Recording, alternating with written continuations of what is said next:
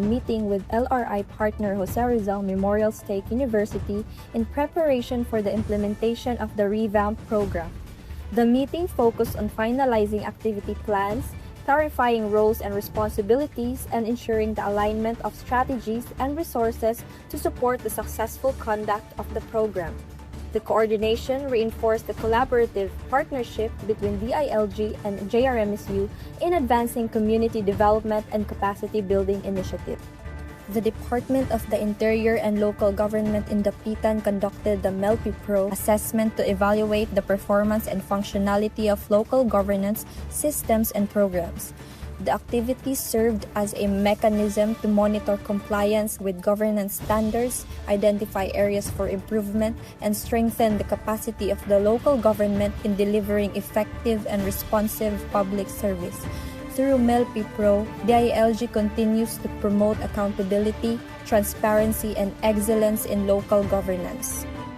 The Department of the Interior and Local Government Zamboanga del Norte Cluster 2 conducted an orientation on the legislative tracking system to strengthen the capacity of local government personnel in legislative monitoring and records management. The activity was facilitated by Mr. 𝗟𝘆𝗪𝗏 Regional Information Technology Officer of DILG Region 9 and attended by Sangguniang Bayan Secretaries and Municipal Local Government Operations Officers from the municipalities of the 3rd District of Zamboanga del Norte. The orientation was made possible through the initiative and support of 𝗪𝗚𝗎 reaffirming DILG's commitment to promoting efficient and technology-driven local governance.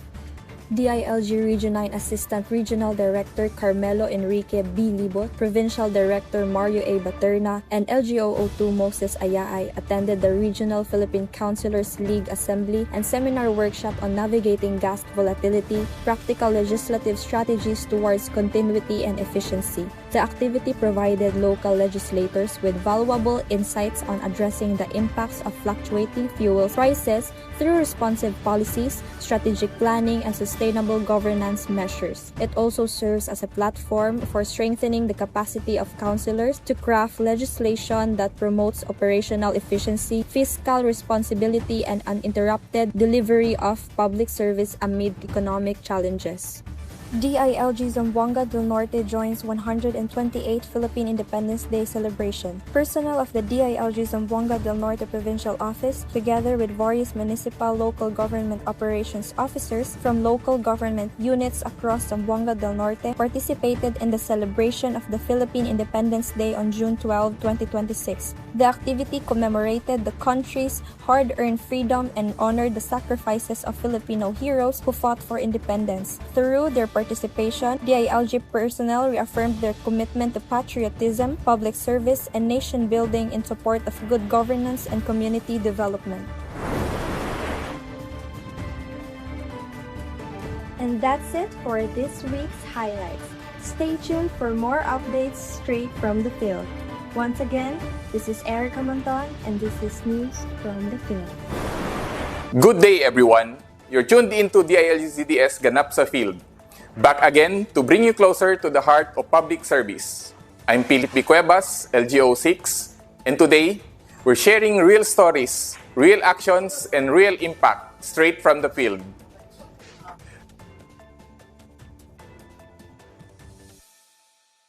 On June 12, 2026, the DILG Zamboanga del Sur Provincial Office under the leadership of PD Dave M. Barot joined the province in honoring the 120th Philippine Independence Day at Provincial Capital Compound in Pagadian City, Zamboanga del Sur. On June 8, 2026, the DILG Pagadian City Field Office joined the urgent coordination meeting held at the City PNP Conference Hall to discuss response strategies, preparedness measures, and interagency actions following the tsunami alert, ensuring the safety and security of affected communities. On June 12, 2026, the DILG Pagadian City Field Office proudly celebrated the 120th Araw ng Kalayaan, paying tribute to the heroes of the past and reaffirming the Filipino spirit of freedom, unity, and nation building. And that's a glimpse of how Ganap sa Field showcases public service at its finest. Daghang salamat for watching, and we look forward to seeing you in our next episode, where we always #𝗍surpass_the-limit. Welcome to Layag Weekly Waves, your weekly updates of programs, partnerships, and progress from DILG Zamboanga City Field Office. This is Angelita E. Centillas. Let's sail through the latest news from the field. RCSB ugnayan sa Barangay and Serbisyo Caravan continues at Barangay Talon-Talon. The Department of the Interior and Local Government, Zamboanga City, in partnership with the City Government of Zamboanga, participating national government agencies and private sector partners, successfully conducted the third day of the RCSB ugnayan sa Barangay and Serbisyo Caravan in Barangay Talon-Talon, bringing essential government services and programs closer to the community. Coordination meeting for the continuing RCSB activity. On June 10, 2026, a coordination meeting with the 16 beneficiary barangays under the Retooled Community Support Program was conducted at the Conference Room, City Hall, Zamboanga City. The meeting focused on the assessment of the previously conducted ugnayan sa barangay Servicios Caravan, highlighting the accomplishment, challenges encountered, and areas for improvement to further strengthen the implementation of succeeding activities. Interagency Ocular Inspection at Barangay Pasunanga. On June 10, 2026, an interagency ocular inspection was conducted at the Regional Training Center, Camp in Barangay Pasunanga to assess the potential impact of ongoing and proposed developments in the area. On June 11, 2026, an on-site revalidation and assessment of the first quarter Barkada program was conducted to evaluate the implementation of barangay-led cleanliness initiatives, validate reported accomplishments, and assess compliance with program guidelines and standards. On June 11, 2026, the Zamboanga City Anti-Drug Abuse Council, SICADAC, convened its second quarter meeting at the Conference Room, City Hall. During the meeting, the Council reviewed and approved the minutes of the first quarter meeting and deliberated on a proposed resolution establishing a permanent meeting schedule to ensure regular coordination, effective planning, and sustained implementation of anti-drug initiatives. That's it for this week. Join us next week as we continue to ride the waves of service and information. Until then, keep sailing forward, and vamos DILG Zamboanga City. Salamat sa ating mga field anchors. Iyan ang patunay na ang pag-unlad ay kumakaway mula sa bawat sulok ng Rehiyon 9. At iyan ang mga nangingibabaw na alon ng balita at kwento ngayong linggo. Nais naming pukawin hindi lamang ang ating atensyon kundi inyong pakikilahok, manatiling nakatutok, makialam at makilayag. Ako po muli si 𝗪𝗔𝗲𝗪𝗃𝗏𝗪𝗏, nagpapaalala na sa bawat alon ng hamon, may oportunidad para sa pagtutulungan at pag-usad. Padayon sa paglayag tungo sa mas matatag na bukas. Ito ang Layag Weekly Waves ng DILG LGRRC 9, ang inyong kaagapay sa kaalaman, inspirasyon at pagbabago. Padayon sa paglayag, Rehiyon 9.